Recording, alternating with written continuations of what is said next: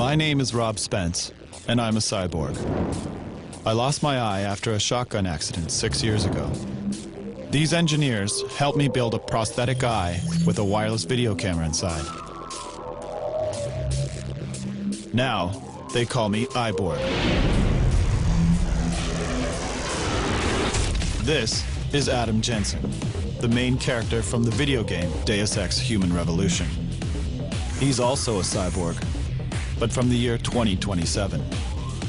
He's got a camera eye as well, and some other high-level augmentations. I recently traveled around the globe to meet some of today's most advanced cyborgs. I wanted to find out how far off we are now from Adam Jensen's prosthetic technology. Naturally, the eye is the first thing I wanted to look at. Prosthetic eyes in the world of Deus Ex are digital, and they interface directly with the brain. My own bionic eye is simply a camera that transmits video to a receiver with no connection to the optic nerve. I went to Finland to meet Mika Terho, a blind man who actually had such a connection.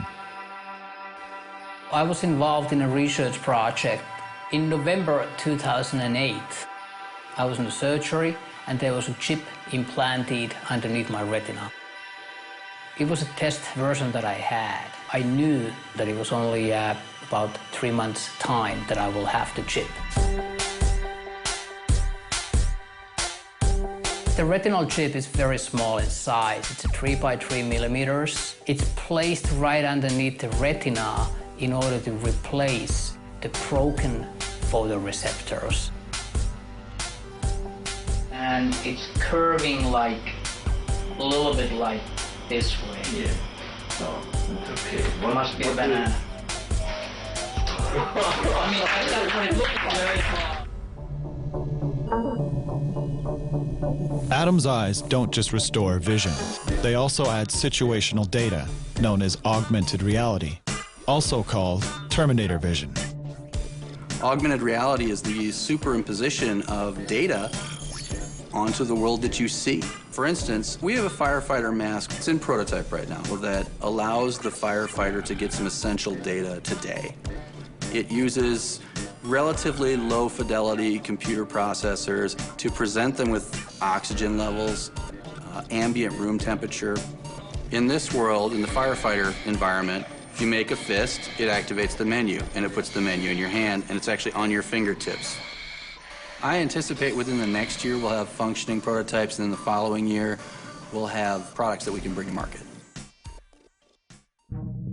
Adam's eye is a combination of a video prosthetic that replaces his eyeball, like my own, that is connected to his optic nerve, like Mika's retinal chip, and that incorporates augmented reality, like Tanagram Partners' Fire Mask.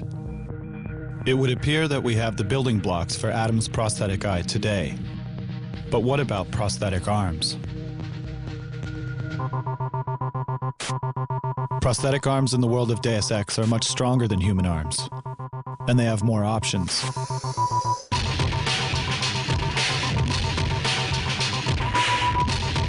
They're more accurate, and they even help you play piano better. Meet Jason Henderson from West Virginia and Kieran McCammon from California.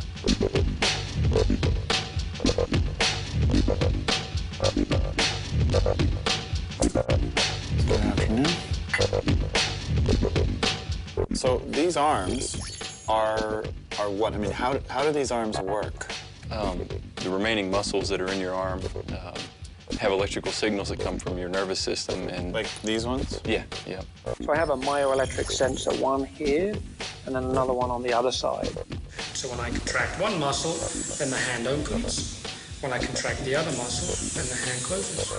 Can you flip the bird with your... I can, yeah. I don't have to put that I in there. don't care. Okay. And then I have a wrist rotation unit, which is independent of the hand, where if I contract both muscles at the same time, I can essentially rotate the hand one way or the other. I am now filming your bionic hand with my bionic eye. That's pretty cool. it's kind of I'm thinking, but I'm not thinking, okay, I've got to open my hand. I'm just thinking as if I had a hand there and I just want to open it.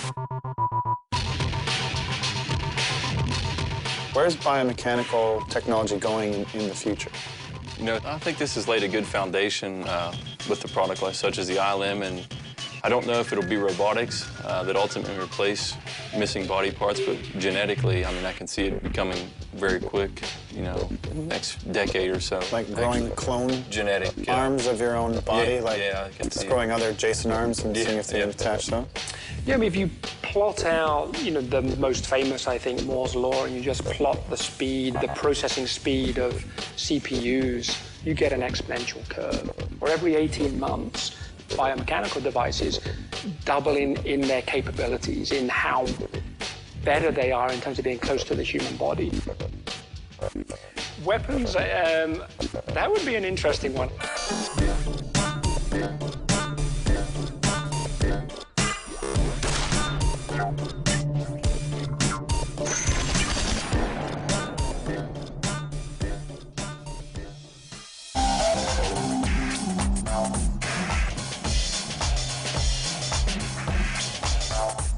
Adam has prosthetic legs that are faster, with more endurance and power. Where are we with prosthetic legs today?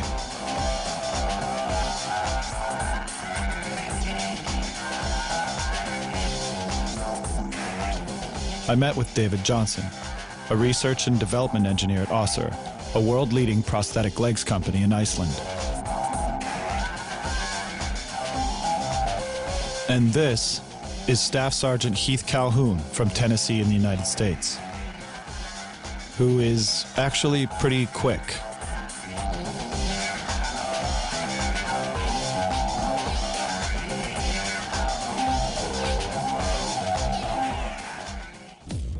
Well, my name is Heath Calhoun, and I guess technically I ski for the United States Disabled Ski Team, and I was wounded with the United States Army back in November of 2003, and kind of led me on the path that I'm on now. These are your prosthetic legs here that you walk around on all the time. You have a knee unit, the pylon, and then the foot. You got flex in the heel, you got, and it's split so that you get it to flex on both sides. Like a ninja slipper. Like, yes. The knee is a hydraulic knee unit that has a microprocessor inside it. The knee is updated, the microprocessor is updated 50 times a second by a sensor that's in this pylon that tells the knee whether or not to add or remove hydraulic resistance.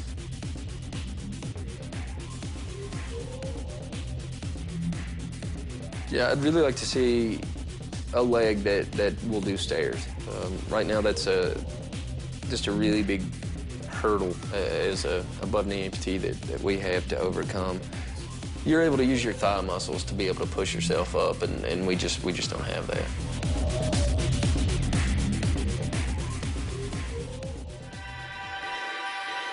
At Össur Prosthetics in Iceland, they've developed technology that addresses this problem, the power knee.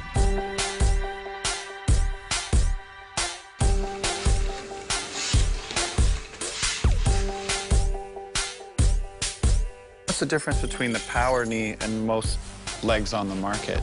Most legs on the market, the microprocessor ones use braking systems and they catch you if you fall. None of them gives you power. So for example, standing up from a chair, sitting position, going upstairs. The power knee assists me in getting closer to a normal walking style. As somebody who's at a company developing this stuff, do you find that technology is moving more quickly as time goes on? Yeah, I think technology moves more quickly now. At the moment, it's more a matter of what you can imagine. I mean, who says that a normal human leg is the optimal thing for you? I mean, the species evolved to this leg that we have now, but who says that's the end of the line? You're shaking like crazy. So you realize the last time I shot a gun, I blew this eye out, right? Quit shaking. That was close.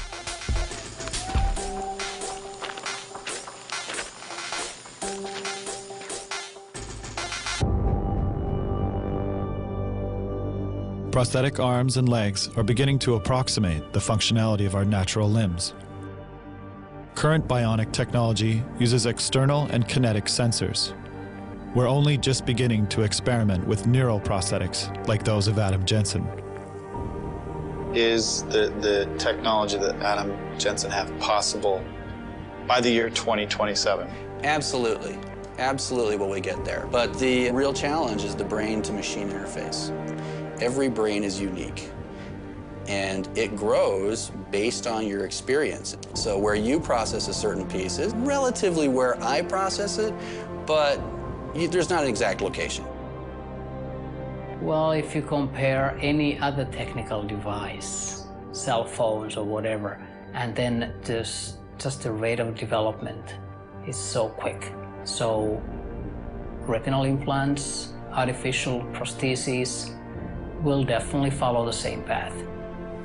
That's an interesting one. I mean, choosing to have your limb removed so you can get a bionic replacement because it's better than the real thing. I'm sure there's going to be a lot of ethics debates around whether that's even medically ethical. I think technology moves quicker than we imagine. And there are small places here and there in the world trying to do stuff that you don't even know about.